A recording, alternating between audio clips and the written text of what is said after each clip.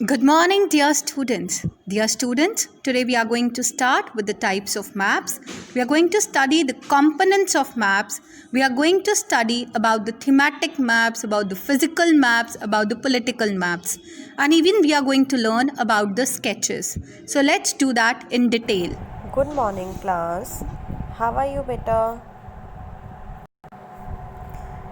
Beta, after first term exams, this is your first class, and in this class, we are going to start our new chapter of Geo, that is maps. In this chapter, beta, we are going to read about the maps. Let's see the key points. Beta, in this chapter, we are going to read about maps, type of maps, components of a map, sketches and planes. I think you all know about maps, है ना। सबने देखे होंगे ना maps. अलग अलग तरह के होते हैं बेटा, वर्ल्ड के भी होते हैं, इंडिया के भी होते हैं, रिवर्स के होते हैं, अलग अलग तरह के मैप्स होते हैं। A map is a representation or a drawing of the earth surface or a part of it drawn on the flat surface according to a scale.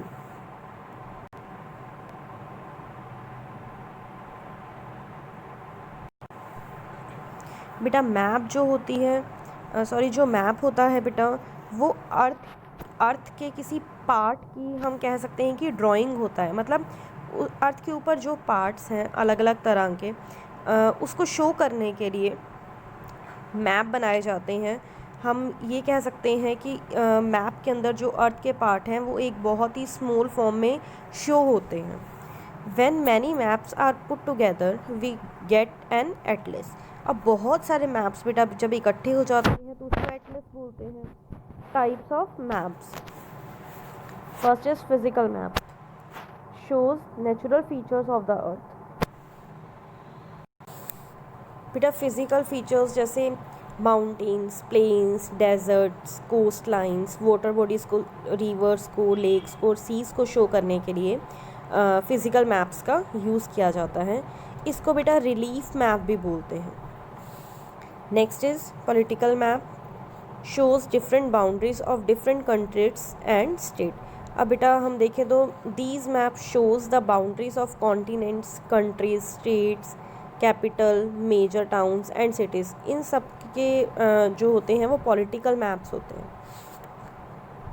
मतलब फिज़िकल में तो बेटा अर्थ के जो नेचुरल फीचर्स हैं उन सबको शो किया जाता है, और पॉलिटिकल मैप के अंदर जैसे कंट्रीज़ हो गई, कॉन्टिनेंट्स हो गए, स्टेट्स हो गए, कैपिटल्स हो गई, ये सब कुछ शो किया जाता है।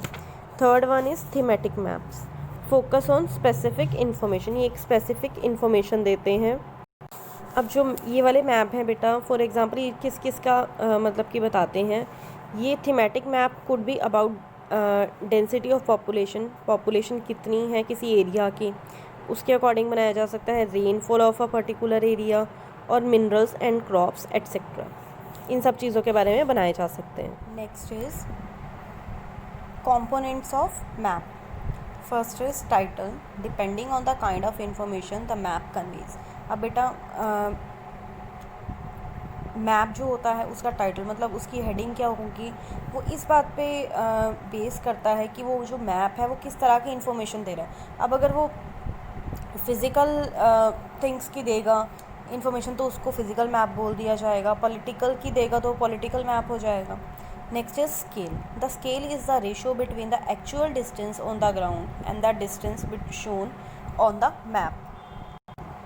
अब बेटा जो स्केल है वो क्या करता है, वो ये बताता है मतलब हम मैप के ऊपर डिस्टेंस जो है बेटा वो एक्यूरेट तो कर नहीं सकते हैं मेज़र, है ना। किसी कंट्री की दूसरी कंट्री से जो डिस्टेंस है उसका हम पूरा तो नहीं कर सकते, इसलिए एक मतलब स्केल के अकॉर्डिंग किया जाता है। अब जो वो स्केल होता है वो एक्चुअल डिस्टेंस बताता है, मेज़र नहीं कर सकते हैं हम उससे एक्चुअल डिस्टेंस, लेकिन वो एक्चुअल डिस्टेंस बताता है।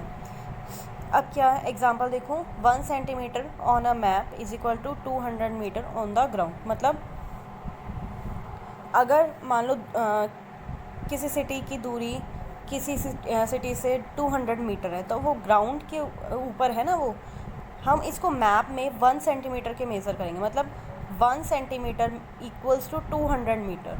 अगर किसी सिटी की दूरी दूसरी सिटी से 200 मीटर है तो वो मैप के ऊपर 1 सेंटीमीटर में मेज़र होगा। If you know the scale you will be able to calculate the distance between any two places on a map. अगर हमें स्केल पता है कि मतलब तो हम इजीली कर सकते हैं, डिस्टेंस नाप सकते हैं किसी एक प्लेस का दूसरे प्लेस से मैप के ऊपर। When large areas like continents or countries are to be shown on paper, then we use a small scale map। अगर बेटा मान लो हम कोई कंट्री है, कोई कॉन्टिनेंट है, उसको पेपर के ऊपर शो कर रहे हैं, पेपर मैप आपने देखे होंगे, छोटे छोटे होते हैं, तो उसके लिए हमें स्मॉल स्केल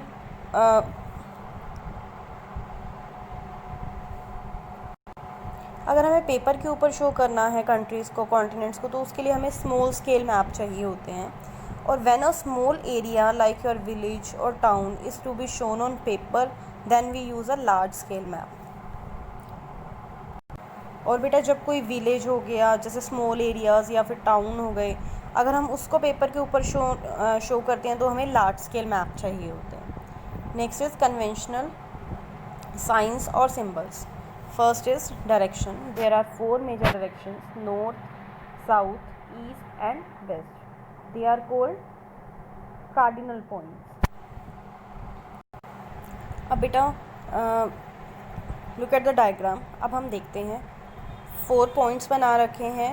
ऊपर नॉर्थ है, इधर साइड पे वेस्ट है, दूसरी साइड पे ईस्ट और नीचे साउथ। तो इनको बेटा हम कार्डिनल पॉइंट्स बोलते हैं। ओके और जैसे ये देखा हुआ नॉर्थ को N से शो किया हुआ है, वेस्ट को W से, ईस्ट को E से और साउथ को S से शो किया हुआ है, तो ये इसके कार्डिनल पॉइंट्स हैं। अब देखो बीच में दिया हुआ है नॉर्थ और वेस्ट के बीच में क्या है, नॉर्थ वेस्ट। नॉर्थ और ईस्ट के बीच में देखो नॉर्थ ईस्ट हो गया। नीचे देखें वेस्ट और साउथ के बीच में साउथ वेस्ट हो गया, और साउथ और ईस्ट के बीच में साउथ ईस्ट हो गया। तो अब देखो NW NE मतलब इन्हें 1 वर्ड से शो किया हुआ है, इनको इंटरमीडिएट पॉइंट्स बोलते हैं। We can find out the direction of a place with the help of magnetic compass. अब देखो बेटा ये क्या होता है कि जब हमें डायरेक्शंस का पता लगाना होता है तो मैग्नेटिक कंपास का यूज़ किया जाता है इसके लिए। Next is symbols. The conventional symbols give a lot of information in a limited space. बहुत सारी इन्फॉर्मेशन देते हैं लिमिटेड स्पेस के अंदर। The blue colour is used for showing water bodies, brown for mountains, yellow for plateau and green is for plains. अब blue colour बेटा always remember, blue colour जो होता है मैप के अंदर वो वाटर बॉडीज़ का होता है, ब्राउन माउंटेन्स का होता है, येलो प्लेट्यू का होता है और ग्रीन प्लेन्स का होता है। लुक एट द डायग्राम बेटा, ये फिगर आपकी बुक में भी है।